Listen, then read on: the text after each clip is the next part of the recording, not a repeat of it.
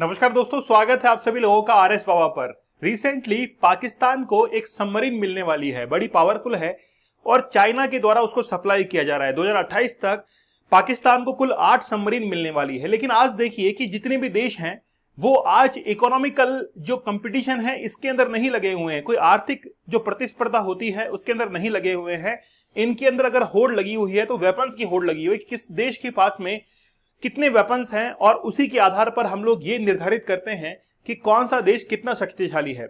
आज हमारे जीवन के अंदर देख लीजिए, कोई भी व्यक्ति अगर कितना भी ईमानदार क्यों ना हो, हम लोग उसका आकलन तभी अच्छे से करेंगे जब आर्थिक रूप से वो कितना मजबूत है। अगर मान लीजिए कोई व्यक्ति ईमानदार है लेकिन आर्थिक रूप से मजबूत नहीं है तो एक समय के चलते हम लोग उसको दरकिनार कर देते हैं। लेकिन अगर कोई व्यक्ति चाहे कितना भी बेईमान क्यों ना हो लेकिन उसके पास में आर्थिक रूप से इतना संबल है कि वो दूसरों लोगों की बहुत अच्छे से मदद कर पाता है, तो हम लोग कहते हैं कि यार वो इंसान बड़ा अच्छा है।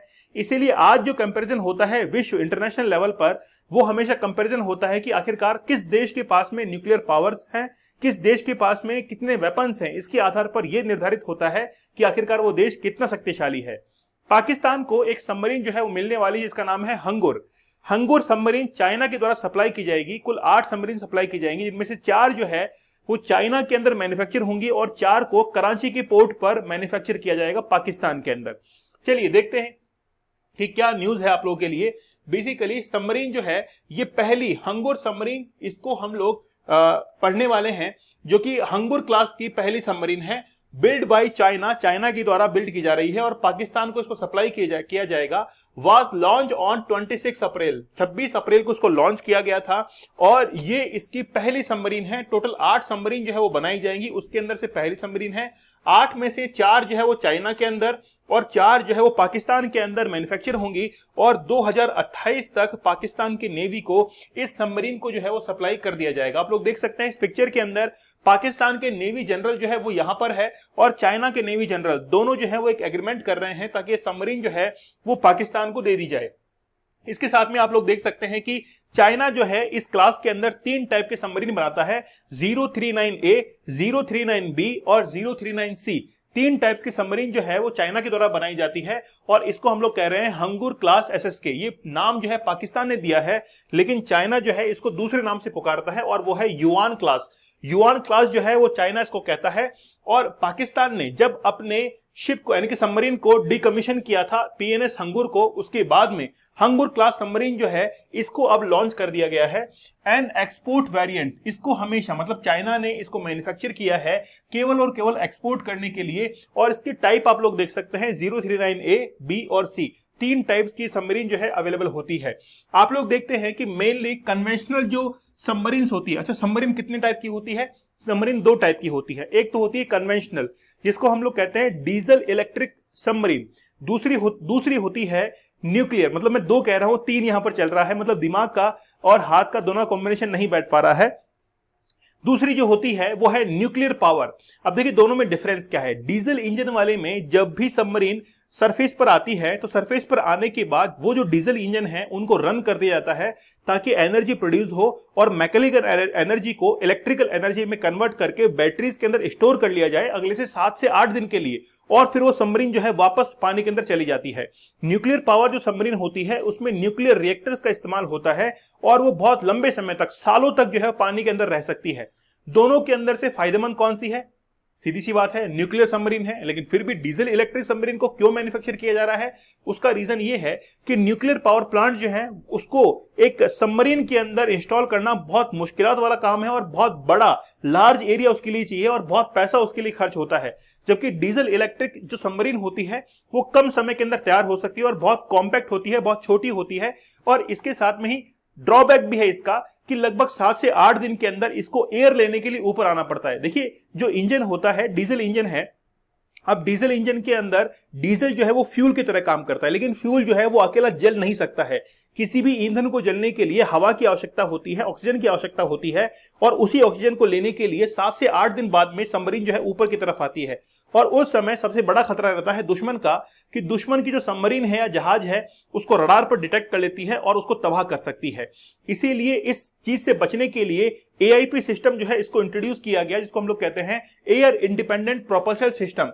और इसकी मदद से सबमरीन जो है बहुत लंबे समय तक पानी के अंदर रह सकती है, जिसका इंट्रोड्यूस हम लोग यहां पर कर रहे हैं। लेकिन हंगुर जो क्लास सबमरीन है इसके अंदर 4 डीजल इंजन लगे हुए हैं और ऑलरेडी जो है उसके अंदर एयर इंडिपेंडेंट प्रोपल्शन सिस्टम जो है वो लगा हुआ आता है, जबकि भारत की जो आईएनएस कलवरी है उसके अंदर बाद में इंस्टॉल किया जाता है, इसके अंदर ऑलरेडी जो है वो इंस्टॉल आता है। इसलिए हम लोग ये कह रहे हैं कि ये बेसिकली डीजल इलेक्ट्रिक एक कन्वेंशनल टाइप सबमरीन है। अगर हम लोग एआईपी की बात करें तो एआईपी जो है वो 4 प्रकार का होता है। एआईपी मैंने क्या बताया आप लोगों को, एयर इंडिपेंडेंट प्रोपल्शन सिस्टम। ये क्या होता है कि जो डीजल इंजन है उसके लिए जो ऑक्सीजन की आवश्यकता पड़ती है उसको प्रोड्यूस करता है एआईपी सिस्टम। 4 प्रकार का होता है।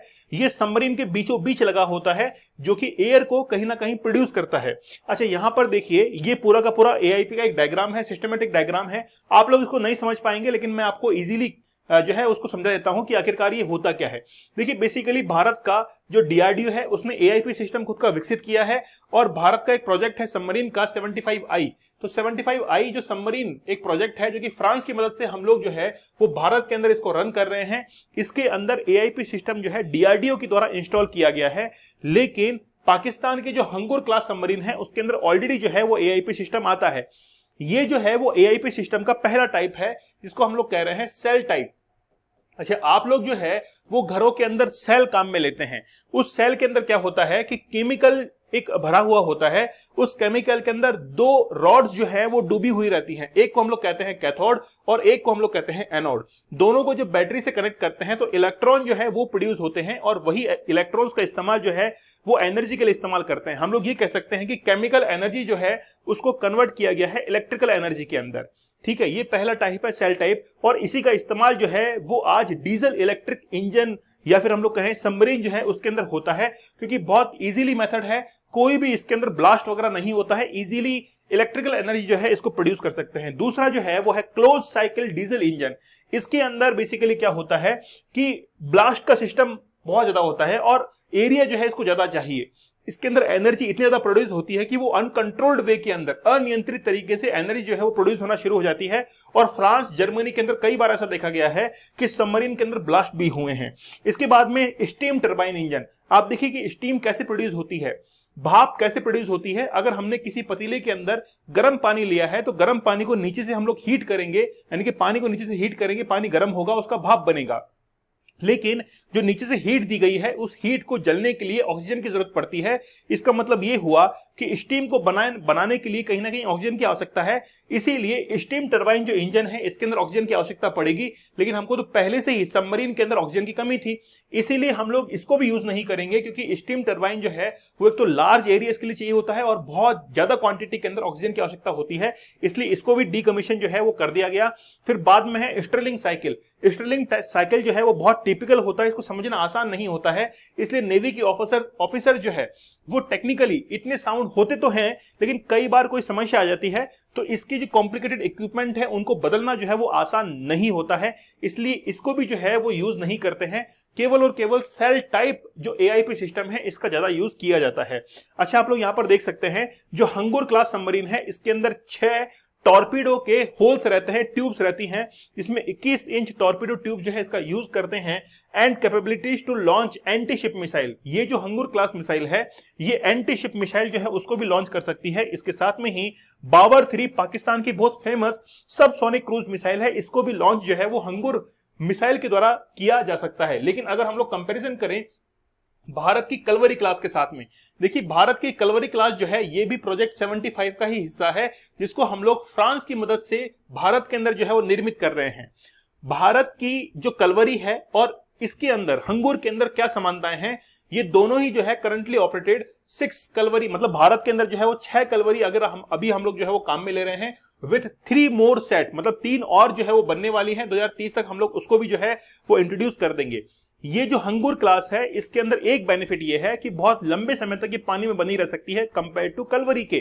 कलवरी जो है वो लगभग 10 से 12 दिन तक, जबकि ये जो है हंगुर क्लास सबमरीन वो लगभग 13 से 14 दिन तक मैक्सिमम टाइम तक जो है वो पानी के अंदर बनी रह सकती है। बस ये जो है एक छोटा सा डिफरेंस है, बल्कि दोनों के अंदर एक ड्रॉबैक है कि दोनों ही जो है वो वर्टिकल लॉन्च सिस्टम इनके अंदर नहीं है। वर्टिकल लॉन्च सिस्टम क्या होता है कि मान लीजिए कि एक जहाज पानी के ऊपर खड़ा है, अगर ऊपर से कोई एयरक्राफ्ट या हेलीकॉप्टर जा रहा है, उसको अगर निशाना टारगेट करना है तो उसको टारगेट कर सकते हैं मिसाइल नीचे से ऊपर की ओर छोड़कर।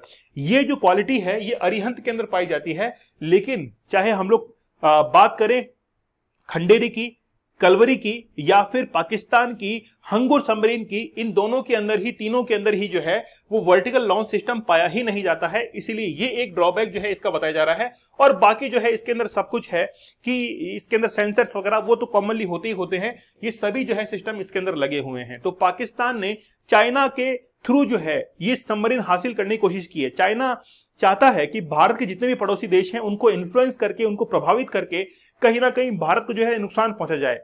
चाइना का एक प्रोजेक्ट है स्ट्रिंग ऑफ पर्ल्स, जिसमें भारत के पड़ोसी देशों को वो अपने फेवर में करना चाहता है। जैसे रिसेंटली देखिए मालदीव, श्रीलंका, म्यांमार, नेपाल, पाकिस्तान, इन सब को वो अपने प्रभाव में करना चाहता है ताकि भारत को कहीं ना कहीं विवश कर सके। और आगे आने वाले समय में अगर वॉर वगैरह होता है, युद्ध की स्थिति छिड़ती है, तो भारत को चारों तरफ से ये घेर सके। इसीलिए चाइना जो है वो पूरी कोशिश कर रहा है कि भारत के जो पड़ोसी हैं उनको कहीं ना कहीं वो डिस्टर्ब कर ले। चलिए, लेक्चर कैसा लगा मुझे आप लोग कमेंट सेक्शन में जरूर बताइएगा।